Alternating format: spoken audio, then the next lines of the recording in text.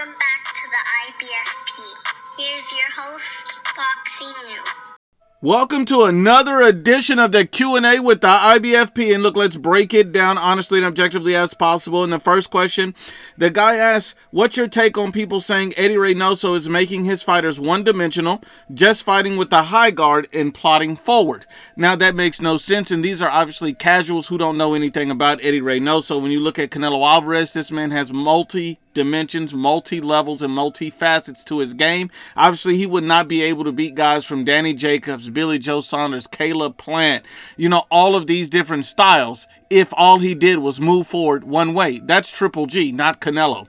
Another thing is people referencing Oscar Valdez. Oscar Valdez simply did not follow Eddie Reynoso's instruction in the corner. Eddie Reynoso was telling him to counterpunch as well. He was not doing that. He was telling him to be defensively savvy, and he was not doing that. So the instructions that Eddie Reynoso was given was not being followed. And look, let's keep it going. The next question comes in. The guy asks, who is, in your opinion, the most skilled fighter in boxing today? In my opinion, it has to be Usyk. I mean, the guy went undisputed in cruiserweight. He moved up to the heavyweight division and beat an elite heavyweight in Anthony Joshua back-to-back, completely outboxed him, skill for skill. And at the end of the day, much respect to Usyk. The only reason he doesn't get a lot of love and credit for being so skilled and elite is simply because he doesn't have a massive fan base. Let's keep it going. The next one, the guy asks, do you think Ego knows his fans are misguided casuals? Absolutely. And that's exactly why he misguides them, because they're stupid. They're dumb. They're moron. They do not think for themselves. I mean, think about it. Ego said that Dmitry Bivol, who's the #1 rated defensive fighter statistically in boxing, he called this man a cherry pick, and those idiots still believed it. What do you think? And let's keep it going.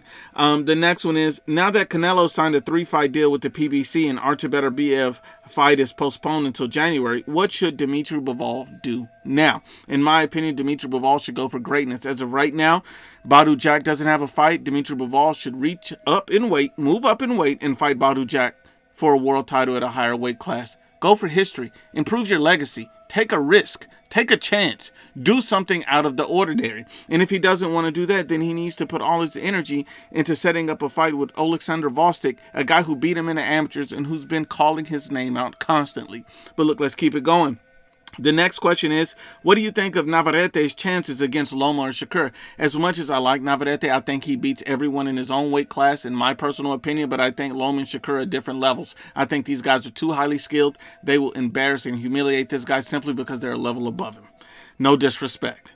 The next question comes in, does Deontay Wilder and Anthony Joshua finally get made? In my opinion, it does. He also asks, how does the fight go? I think whoever lands first wins this fight. I mean, think about it like this. Anthony Joshua got a win over Helenius, but that meant nothing because the guy's a cab driver. But at the end of the day, Anthony Joshua's still a good boxer. He still has elite power. Anthony Joshua's still a dangerous fighter.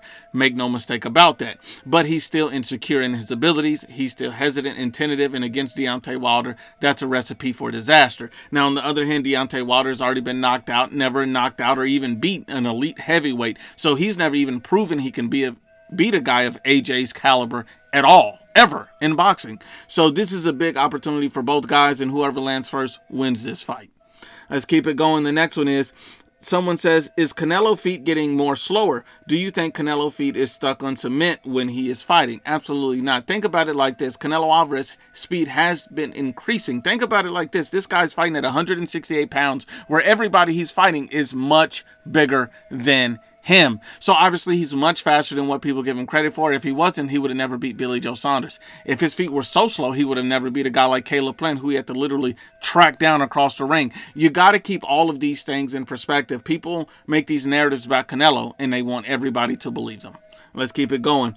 Then you get the next question, and he states, what do you think about Alycia Bumgardner get caught on positive 2 banned substances, and why is Clarissa Shields backing her up? Clarissa Shields backing her up simply because she's black. That's the only reason she's backing her up. If she was Latino or white, she would be spitting all over her saying she's a cheater. That's exactly what Clarissa Shields would be doing.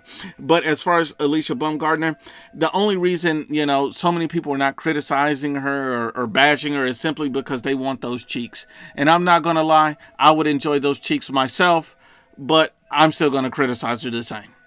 Let's keep it going. And the last question is, why can't you show your face? Just a simple question. Now, I have no problem with this guy. His name is Brian. Brian, much respect to you, but let's just be honest. The fact that you even want to see a man's face, you want to dangle from a man's nuts, you need to take that over there to Southpaw TV. We don't do that here at the IBFP. Because men lie, women lie, but the facts don't lie.